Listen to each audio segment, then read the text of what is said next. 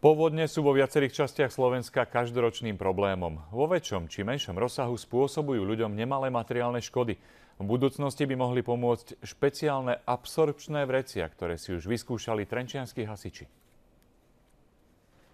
S absorpčnými vrecami mali hasiči premiéru. Najprv pomohli pri zatopenej garáži, potom pri vytekajúcej vode z kanála. Tento raz išlo len o cvičenie. Cieľ cvičenia bol splnený, objekt bol ochránený. Trenčianski hasiči majú k dispozícii 70 takýchto vriec. V tomto prípade sa tento materiál osvedčil. Slovenský výrobok dokáže absorbovať až niekoľkonásobok svojej hmotnosti, a to za krátky čas. Vreco, ktoré malo, dajme tomu, 100 gramov alebo 150 gramov toho superabsorbentu a nabralo 15 litrov vody, čiže 100 násobok. Vrecia sa ľahko skladujú, ich absorpčná schopnosť časom nepodlieha zmenám a manipulovať s nimi môžu ľahko aj seniori.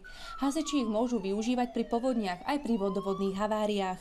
Pre ľudí, ktorí potrebujú ochrániť svoj majetok pred vodou, sú tak rýchlejšou pomocou ako jutové vrecia. Kto vám príde na pomoc počas povodne, keď každý potrebuje pomoc? Po vysúšení možno vrecia použiť opäť, a to približne 10 krát.